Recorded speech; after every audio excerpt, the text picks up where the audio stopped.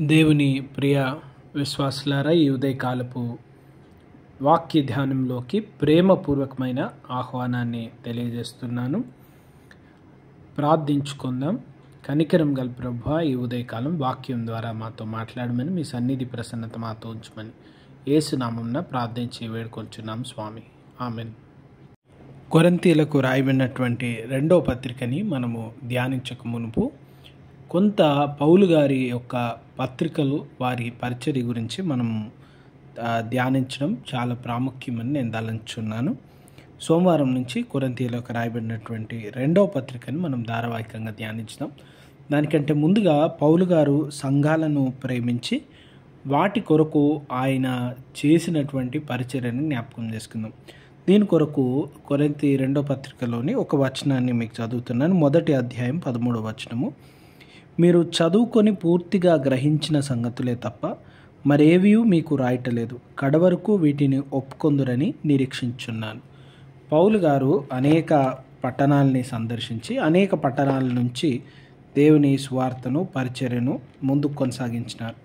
పట్టణాలను ఎందుకు ఏర్పరచుకున్నారో మనం మొదటి ధ్యానంలో, కొరింథీ పత్రిక గురించి మనం ధ్యానించేటప్పుడు మొదటి ధ్యానంలో జ్ఞాపకం చేసుకున్నాం. ఒకసారి పట్టణాల్లో సువార్తను ప్రకటించితే పట్టణాల నుండి అక్కడ సమీపంలో ఉన్న అనేక గ్రామాలకు క్రీస్తు సువార్త పరిచయం చేయబడి ఆ పట్టణాలకు వచ్చువారు వెళ్ళువారు విశ్వాసులను కలుసుకొని, క్రైస్తవులను కలుసుకొని దేవుని వాక్యము, దేవుని ప్రేమను గుర్తెరుగుతారనేటువంటి ఉద్దేశంతో వారు పట్టణాలను ఎంచుకొని అనేక పట్టణాలని దర్శిస్తూ అక్కడ జీవిస్తూ పనిచేస్తూ దేవుని సువార్తను ప్రకటించినారు. వారు రోమాలో కొంతకాలం ఉన్న తర్వాత రోమా చక్రవర్తి యూదులందరినీ బయటికి వెళ్ళగొట్టినాడు. యూదుల్ని, క్రైస్తవుల్ని బయటకు వెళ్ళగొట్టినాడు. ఆ బయటకి పంపించి వేసినటువంటి సమయంలో అకుల, ప్రిస్కిలాతో పౌలు గారు కూడా కొరింథుకు వెళ్ళి కొరింథులో స్థిరపడ్డట్టు, వారు కూడా గుడారాలు తయారు చేసే వృత్తిలో ఉన్నారు. పౌలు గారు కూడా ఆ వృత్తి ఎరిగినటువంటి వ్యక్తి కనుక వారు కలిసి జీవిస్తూ కొరింథీ సంఘంలో దేవుని సేవను, పరిచర్యను జరిగించినట్లుగా మనం చూస్తూ ఉన్నాం. అదే రీతిగా వారు అనేక ప్రాంతాలు 3 మార్లు పౌలు గారు తన స్వార్థ యాత్రల్లో అనేక స్థలాలకు వెళ్ళారు. ఆసియా మైనరు, కొరింథు, గలతీ, మాసిదోనియా, ఎఫెస్సు, కొలస్సి, ఈ రీతిగా చాలా ప్రాంతాలకు, చాలా సంఘాలకు వారు వెళ్ళి, చాలా ప్రాంతాలకు వెళ్ళి యేసు ప్రభుల వారు తెస్సలోనికకు అనేక చోట్లకు వారు వెళ్ళి సంఘాలని స్థాపించినట్లుగా దేవుని వాక్యంలో మనం చూస్తూ ఉన్నాం. ఆయన ఒకసారి అక్కడ సువార్తను ప్రకటించి సహోదరులను ఏర్పరిచి అక్కడ విశ్వాసులు పెరుగుతున్న కొద్దీ వారితో సంబంధాన్ని కలిగి ఉన్నారు. చూడండి, ఇవి 2000 సంవత్సరాలకు మునుపు ఈరోజు లాంటి కమ్యూనికేషన్ సిస్టమ్ లేదు. లెటర్లు, ఫోన్లు, ఎస్ఎంఎస్లు లేవు. ఒక చోట వారు సంఘాన్ని ఏర్పరిచి దాన్ని విడిచిపెట్టలేదు, దాని గురించి మర్చిపోలేదు. కానీ వారి గురించి నిత్యము ప్రార్థించేటువంటి మనసు, వారి బాగోగులు తెలుసుకునేటువంటి మనసు, వారు క్రీస్తులో ఎదగాలి, వారి లోకంలో వర్ధిల్లాలి, వారు ఫలించాలి, వారి గురించినటువంటి ఆశ, వారు విశ్వాసంలో నిల్చుండాలి, పాపంలో పడిపోకూడదు అనేటువంటి ఆలోచనతో వారి గురించినటువంటి శ్రద్ధ వహించినటువంటి గొప్ప దైవజనులు పౌలు గారు మనం చూస్తూ ఉన్నాం. అయితే వారితో టచ్లో ఉండడానికి, వారిని విశ్వాసంలో ఎంకరేజ్ చేయడానికి యేసు ప్రభులో వారిని నిలిచి ఉండాలని, వారు తప్పుల్లో పడిపోకూడదు, తప్పుడు బోధల వైపు వెళ్ళకూడదు, విశ్వాసంలో ఎదగాలి, వర్ధిల్లాలని వారిని నిత్యం హెచ్చరిస్తూ, ప్రేమిస్తూ, వారి కొరకు ప్రార్థిస్తూ, వారి యోగక్షేమాలని తెలుసుకుంటూ పరిశుద్ధాత్మ ద్వారా దేవుని సందేశాలని వారికి అందిస్తూ వారు రాసినటువంటి పత్రికలు సంఘాల్లో చదవాలని ప్రేరేపించినారు. ఈరోజు కొత్త నిబంధన గ్రంథంలో మనం చూసినట్లయితే దేవుని వాక్యంలో దాదాపు 27 పుస్తకాల్లో 14 పౌలు గారి రచనలు అంటారు. అంటే పౌలు గారి ద్వారా, పౌలు గారి శిష్యుల ద్వారా సంఘానికి అందించబడినటువంటి క్రైస్తవ సాహిత్యం, దేవుని వాక్యము, జీవపు మాటలు మనకు పౌలు గారి పరిచర్య, వారి పత్రికల ద్వారా పరిశుద్ధాత్మ దేవుడు మనకు అందించినాడు. ఆ జీవపు మాటలు, ఆ సందేశాలు మనం పొందుకున్నాం.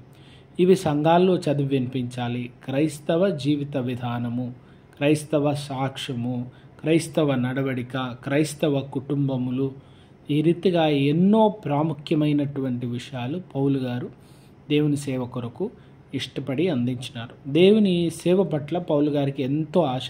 తన జీవితంలో చాలా ప్రాముఖ్యమైనటువంటి 2 విషయాలు చెప్పాలంటే, వారు దేవుని సేవను, యేసు ప్రభుల వారిని ప్రేమించినారు. ఆ ప్రేమ చాలా బలంగా కనబడుతుంది. ఏ విధముగా చేతనైనను అనేకుల కొరకు క్రీస్తుని సంపాదించాలి. ఆయన దేవుని వాక్యంలో రాస్తూ ఇదిగో అనేకులు స్వార్థ చెప్తా ఉన్నారు. కొందరు ఆశతో, కొందరు ఒక్కొక్క విధంగా చెప్తా ఉన్నారు. కానీ నాకైతే చాలా సంతోషం ఏంటంటే, ఏ విధము చేతనైనను దేవుని వాక్యం ప్రకటించబడుతుంది, స్వార్థ ప్రకటించబడుతుంది, అనేకులు దేవుని దగ్గరకు వస్తున్నారు. అది నాకు చాలా సంతోషం. దేవుని కొరకు అనేకులు దేవుని వైపు తిరగడం గొప్ప విషయం. దాన్ని బట్టి నేను ఆనందిస్తున్నాను అనేటువంటి వ్యక్తి. ఏ విధంగానైనా సరే క్రీస్తు కొరకు కొందరిని సంపాదించితే, క్రీస్తు కొరకు కొందరిని తీసుకొని వస్తే అది గొప్ప విషయమని ఆనందపడి సంతోషపడినటువంటి వ్యక్తి. దేవుని ప్రేమించి దేవుని స్వార్థ కొరకు ఎంతగానో శ్రమలను పొందినటువంటి వ్యక్తి. కనుక పౌలు గారి రచనలు ఎంతగా మనకు సహాయం చేసినాయో, పౌలు గారి పత్రికల్ని మొత్తం ఒక అధ్యాయాన్ని ఒక గ్రంథమంతటిని మనం ధ్యానిస్తూ ఉంటే, సంఘాన్ని పౌలు గారు ప్రేమించినటువంటి విధానం, వారు సంఘం బలపడాలని, విశ్వాసంలో ఎదగాలని, రోజు క్రీస్తులో వారు ఉండాలనేటువంటి వారి ఆశను, వారి సేవను, వారి త్యాగాన్ని చూడండి. పౌలు గారు మల్టీ టాస్కింగ్ చేస్తున్నట్లుగా, అంటే ఒక్కటే సమయంలో వేరువేరు పనులు చేయగలగడం. ఈరోజు మొబైల్ ఫోన్స్, కంప్యూటర్స్ను మల్టీ టాస్కింగ్ ఎబిలిటీ ఎంత ఉంది, ఎంతగా పనిచేయగలుగుతాయి, దీని ఇంజన్ కెపాసిటీ ఎంత, దీని CPU స్పీడ్ ఎంత అని చూస్తూ ఉంటాం. కంప్యూటర్లో ఒకటేసారి 4-5 పనులు జరిగిపోతూ ఉంటాయి. యాంటీవైరస్ అప్డేట్ అవుతూ ఉంటుంది, ఒక పక్క టైపింగ్ చేస్తూ ఉంటారు, ఇంకో పక్క ఇంటర్నెట్ నడుస్తూ ఉంటుంది, మ్యూజిక్ వింటూ ఉంటారు. అన్నీ ఒకటేసారి జరుగుతూ ఉన్నాయి. కంప్యూటర్ ఒకేసారి ఇన్ని పనులు చేయగలుగుతూ ఉంది. కుటుంబంలో తల్లి బిడ్డలందరికీ, కుటుంబం అంతరికీ కావాల్సినటువంటి పనులు ఒకే సమయంలో వెంట వెంటనే అన్నీ చేస్తూ ఉంటుంది. అందరి అవసరతలు, అందరి ఆలోచనలను గుర్తెరిగి తల్లిదండ్రులు, ప్రాముఖ్యంగా తల్లి జరిగిస్తున్నట్లుగా పౌలు గారు ఒకచోట స్వార్థను ప్రకటిస్తూ ఇంకా అనేక సంఘాల గురించిన చింత, వారి దగ్గరికి సహోదరులను పంపించడం, యెరూషలేములో సంఘం కొరకు కానుకల్ని సేకరించడం, పత్రికలు రాయడం, ప్రార్థనలు చేయడం, వాక్యం ప్రకటించడం, ఇవన్నీ పౌలు గారు చేస్తూ ఉన్నారు. వారి పరిచర్య, వారి గొప్పదనం వారు మనకు అందించినటువంటి సాక్ష్యం ద్వారా తెలుసుకుంటూ ఉన్నాం. అటువంటి ఆసక్తి ఈనాటి క్రైస్తవ విశ్వాసుల్లో దేవుడు కలగజేయునుగాక. ఆమె ప్రార్థించడం. కనికరం గల దేవా, ఈ ఉదయకాలం వాక్యం బిడ్డ ప్రతి విశ్వాసిని మీరు దీవించి మేళ్లతో, దీవెనలతో, ఆశీర్వాదంతో నింపి వాక్యంలో ఎదిగే కృపా నడిపింపు మీ సహాయం అందించమని మాతో కూడా మాట్లాడినందుకు వందనాలు. అనుదినం మీ వాక్యంలో ప్రేమలో ఎదిగే కృప దయచేయమని, సంఘాలని దీవించమని యేసు నామములో ప్రార్థిస్తున్నాము. Amen. God bless you all. Have a good day. God be with you.